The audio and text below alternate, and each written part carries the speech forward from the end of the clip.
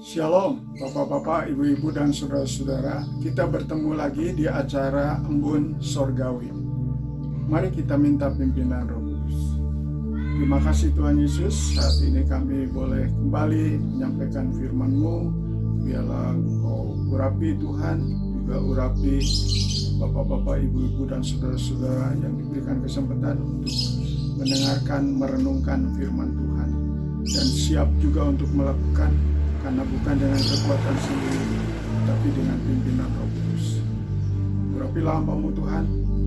Terima kasih, hanya dalam nama Yesus hamba-Mu berdoa. Hari ini saya mengambil judul yaitu Nama Yesus. Diambil dari Yesaya 11 ayat 2 dan 3. Nama Yesus, Roh Tuhan akan ada padanya, roh hikmat dan pengertian, roh nasihat dan keperkasaan, roh pengenalan dan takut akan Tuhan. Ya, kesenangannya ialah takut akan Tuhan. Itulah nama Yesus yang begitu istimewa. Apa sebabnya? Menarik bagi saya, harap juga menarik bagi Bapak, Ibu, dan saudara-saudara sekalian.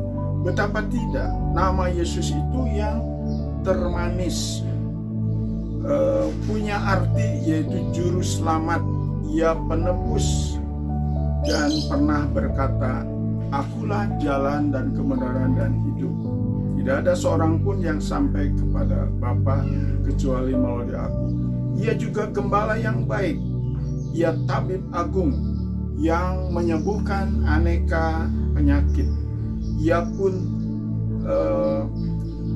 jalan bagi kita, kehidupan bagi kita. Ia pernah berkata, akulah pintu untuk masuk ke dalam surga. Juga ia pernah berkata, jikalau kamu mengenal aku, maka mengenal Bapa. Jikalau engkau tidak percaya kepada aku, tentu juga tidak percaya kepada Bapakku. Percaya kepadaku, maka akan selamat. Jadi nama Yesus itu betul-betul yang termanis dan juga terindah, karena Immanuel. Betapa indahnya kalau kita disertai Dia, karena artinya Allah beserta kita. Terindah karena Ia juga sempurna. Dalam kehidupannya selama 33 tahun, Ia berjuang menghadapi segala aneka pencobaan. Tetapi Ia menang, Ia sempurna, Ia hidup benar dan baik. Sehingga dalam Ibrani 2 ayat 18, karena Ia menang dalam pencobaan, maka Ia dapat menolong kita. Indah pada waktunya pertolongan Tuhan.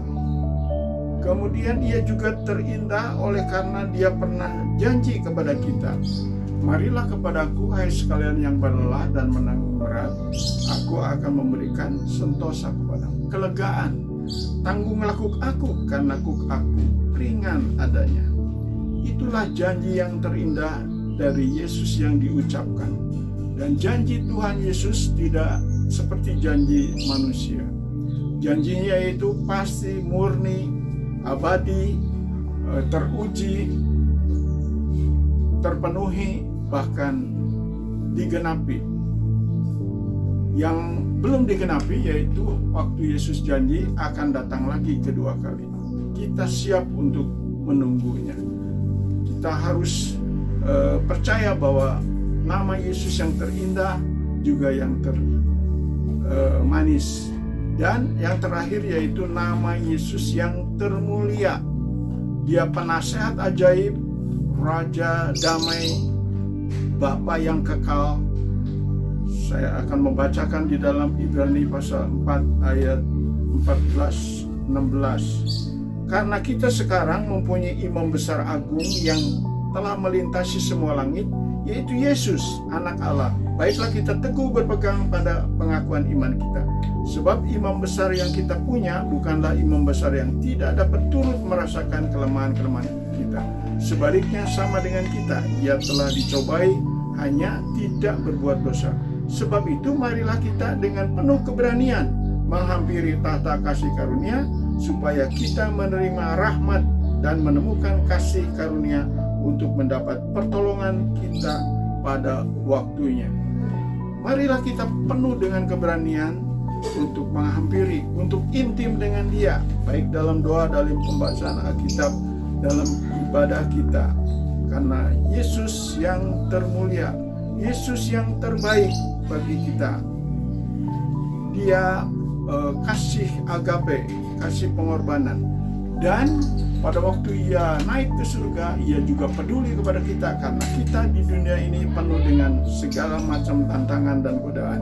Itu sebabnya Ia mulia, yaitu mengirim Roh Kudus untuk menyertai kita, sehingga kita bisa menang melawan nafsu dunia dan kedagingan.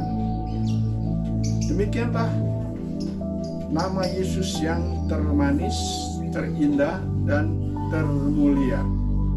Kita dengar lagu Nama Yesus.